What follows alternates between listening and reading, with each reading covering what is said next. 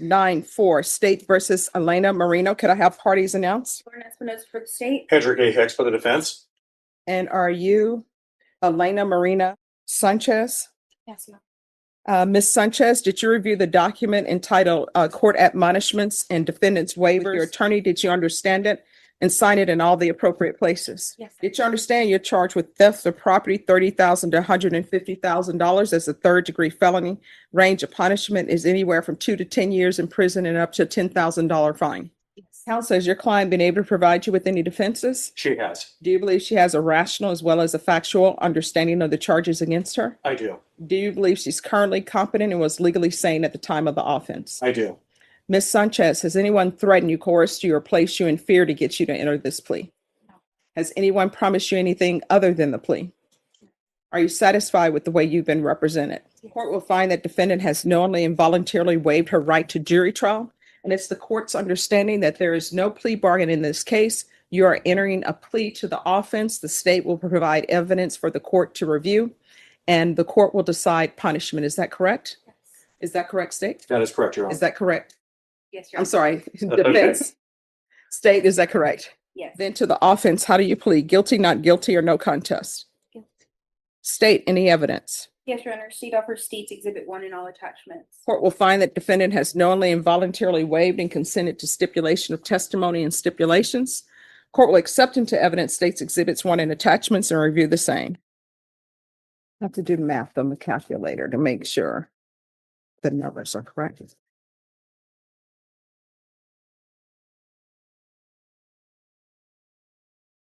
All right, after reviewing State's Exhibits 1 and attachments, the court will find there's sufficient evidence to find you guilty. The court will find you guilty. And do you all wish to set this for a PSI? We do, Judge. All right. I need a reset date for a PSI. And for, is there a top evaluation needed? No type of evaluation, needed, Judge. And we can go off the record. What I can tell you is there going to be any funds? That's what we are hoping to have made available for our sentencing date, Judge. Okay. And that will need to be brought in the form of a cashier's check or money order. And is that a money order cashier's check for the separate complainants or? Yes, Your Honor. It would be 16 separate complainants that I have the amount of names readily available. All right. So if you can make sure that, and so the cashier's check will need to be made out to those complainants individually. All right. What date? All right. We'll be back on December 9th.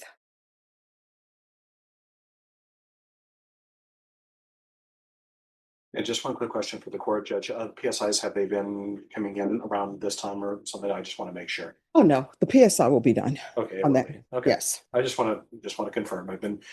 The walls close and the courtroom doors swing open as the smug woman enters with the same arrogant smirk she's worn throughout the investigation. She adjusts her blazer, acting as if she's the victim in all of this. But the moment the prosecutor begins speaking, the atmosphere changes completely. They lay out a devastating timeline. How she approached families right after funerals, how she promised special discount on memorial packages, how she used grieving parents' trust to take deposits, vanish, and block numbers. As one family's photos flash across the courtroom screens, pictures of a child whose funeral never got the ceremony they were promised, the room goes silent. The judge leans forward and asks the question chilling everyone. Did you truly believe they were too broken to fight back?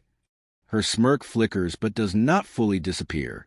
Not yet. Hearing various different, anywhere from 4 weeks to 12 weeks. So I just want to. Oh, no, it is 4 to 12 weeks, but sometimes it's here sooner than that. So Bashan is saying, yes, we will have See it. that look Yes. at her face. I just wanted to confirm. Thank you. Yes. All right. Thank you. Once you sign the reset form and speak with the probation officer, you're excused. All right. Thank you. You're welcome.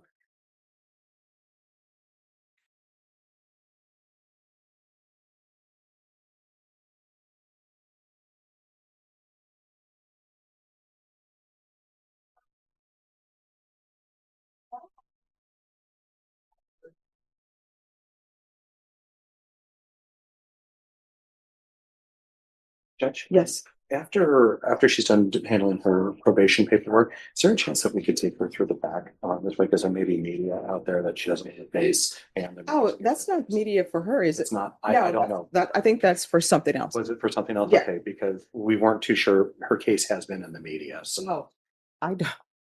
I usually at home reading a book. Yeah, you know what, I don't, maybe it serves me, maybe it doesn't, but I don't usually watch a lot of local news, so. Yeah. Hey, I don't know unless somebody tells me. I'm like, Well, oh, that's fine. It's been. no, I don't think so. I think they have a trial or something that's Okay. going on. I got it. Is that for Deputy Laura? That's for, I just wanted to ensure, because I know it has been announced. okay, thank you. No, Mm. no, I don't. I don't need that. I'm advertising, but I don't want to advertise that. All right. Oh yeah, he has 3 people on the docket. All right, Miss Sanchez, if you can come forward.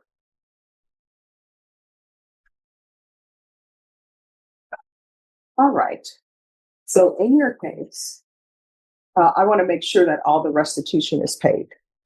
So what I'm being told is, I see that you've paid some restitution today. Approximately, as you said, counsel 70%. Roughly, Judge. I want to say that there was a outstanding balance between all the complaining witnesses, about close to 50,000. I think we paid about 36,000. They tell me that the remaining balance that you owe is $12,094.78. Yes. And that would be the total. There's no other outstanding. No, Judge. All right, when are you going to be able to pay that?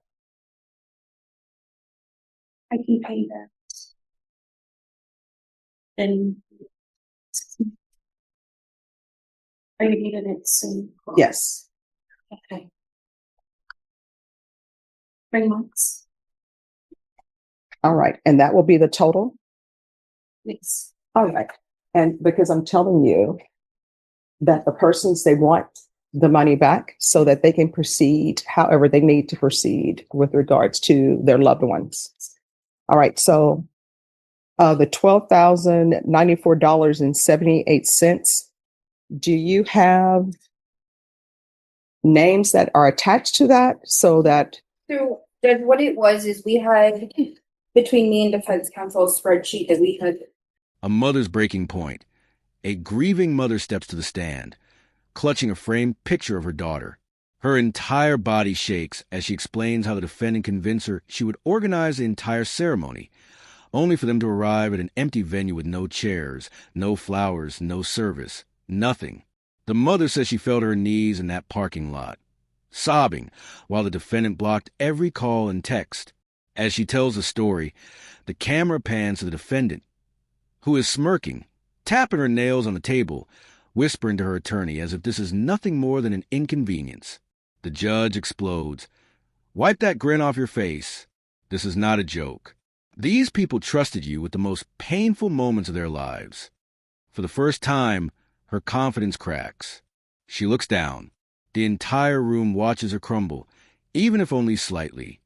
Based on the contracts put into the spreadsheet, defense counsel then today brought money orders with some amount to each alleged complainant in this indictment, with the exception of one who is not owed restitution.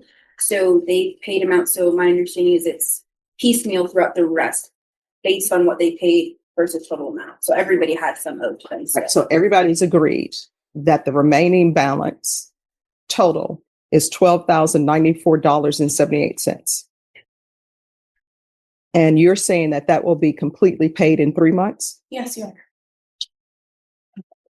All right. And you all have gone open to the court. So I'm going to want that paid before I sentence you. Do you understand? Yes. All right. So we will place this at the beginning of April. That will give her a little bit more than 3 months to pay the remaining of this restitution. And state, when the money orders are given to your office, are the complainant's name already on those money orders, or is there second step? That should be how they are delivered. I submitted a form for each complaint. It lists the total amount and then the amount paying upfront. So it's just a matter of her turning in the money orders and they will keep track. All right. Procedurally, Judge, we went ahead and I asked Ms. Moreno to keep everything blank, and I went ahead and filled in everything based on the restitution form. All right. And so it has the complainant's name on it. I just want to It make is. sure there is no, oh, we have another process to go through before they even get any amount. Certainly. And it is, of course, our hope that they were able to get this for the holidays. All right. So what we're going to do then is I'm going to recall this. Norma, put this at the beginning of April. And at that time, you need to come with money orders and be prepared to pay the remaining balance that's owed to everybody. Do you understand? Yes. Thank you.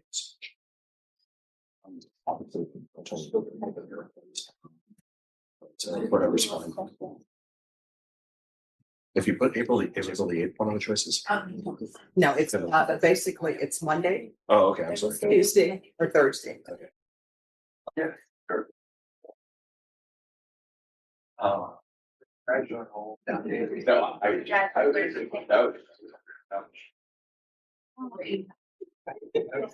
Put it all together. No. Yes. I am. We have a big up. The scam that funded a luxury lifestyle. Investigators take the stand next, dropping bomb after bomb. They present bank statements showing how she used the stolen money. Designer handbags, luxury hotel stays, high-end restaurants, spa appointments, paid for with money meant for caskets, memorial decor, and funeral transport. They show screenshots of her bragging online about her big wins and easy clients. The courtroom audibly gasps when one investigator reveals she even took a vacation on the same week. One grieving family was desperately trying to reach her about missing memorial arrangements. Her attorney tries to object, but the judge waves him off, saying, "We are going to see every detail. These victims deserve full transparency." Her face turns pale. That earlier smugness is gone, replaced with fear. Update to a story that we've been covering for almost 2 years now. A woman who pled guilty to stealing money for cemetery headstones now has just a few more months to pay the victims back. In a hearing earlier today, it was confirmed that Elena Sanchez Moreno has come up with 70% of the restitution she owes the victims. That's around $37,000 of the $50,000 she took from the families. So she still has to pay almost $13,000, and Judge Stephanie Boyd allowed her until April 6th to come up with that money. Moreno could then be sentenced after that. This was a shock for dozens of victims who showed up today, since Judge Boyd told Moreno in October that if she couldn't come up with all the money by December, she would be sentenced. To me, I feel like I've been victimized again. I've been going through this like everyone else 6 years already. My husband's been dead 6 years, and I've been waiting for his monument from her. We were led to believe that she was either going to come up with 100% of what she owed, or she was getting sentenced. I flew from North Carolina for sentencing day. That's what I thought it was. It's not about the money. She still has to pay her crime. She knew exactly what she was doing. She did it year after year after year after year. Now, the victims say that they have all banded together and they feel like a family now. They plan to be there on April 6th when Moreno has her next hearing. Their attorney said that she will be requesting jail time, though the defense is expected to ask for probation. And we plan to be at that hearing in April as well. Of course, we'll bring you any updates in the meantime. Until then. The owner of the business Angelic Monuments, Elena Moreno, was arrested today on theft charges. I've been reporting for weeks on a dozen families who say they paid for their headstones but never got them. Today, those families are overwhelmed with emotions, just like they were when we first talked to them. Their pain has been immeasurable. It hurts to go and visit him, and he has no stone. It makes me feel like I have let her down by not having a headstone at the plot. These grieving women spoke to me in two separate stories within the last month. They're just two of 12 families who paid Angelic Monuments owner Elena Moreno thousands for their loved ones' headstones, which they never received. As our stories came out, more and more families reported their losses to San Antonio police, who found enough evidence to arrest Moreno Saturday morning. She claimed her innocence in front of our cameras. Why'd you do it? Why'd you steal these people? I did not. The arrest was just for one of those families who lost Isaiah Velasquez in a tragic car accident 2 years ago. They paid over $8,500 for his headstone. That falls under a charge of theft, $2,500 to $30,000, a state jail felony. This is for one family. We have multiple victims already that have come out and said that they're victims of this company. San Antonio Police Public Information Officer Ricardo Guzman confirms that if the total eventually exceeds $30,000, the charges could be upgraded. It's frustrating for those families, absolutely, and especially not being able to receive that closure that they're waiting for this headstone. It's frustrating, heartbreaking, but we're bringing justice to those families. As news of the arrest came out today, I was flooded with texts and emails from these families' reactions. These are some of the quotes from the messages they sent me. One says, "This gave me a little relief during a difficult time." Another, "We watched online. It's so emotional." And last, justice hits hard. Finally, victims gather to deliver their impact statements. One father approaches a defendant and says, "You didn't just take money. You stole moments we can never get back." Another victim tells her she will spend years trying to recover emotionally from the betrayal. The defendant finally speaks, but her apology feels rehearsed. Too late and too empty. The judge, unimpressed, calls her out for her cold, predatory behavior and declares that her refusal to accept responsibility is alarming. Then comes the sentencing. The judge delivers a crushing punishment, far harsher than what the defendant's team expected. Gasps fill the courtroom as the smug woman's mouth drops open. The same person who mocked victims, smirked during testimony, and acted untouchable is now being led away in handcuffs, shaking her head in disbelief. The victims embrace. Justice, at last, is visible on their faces.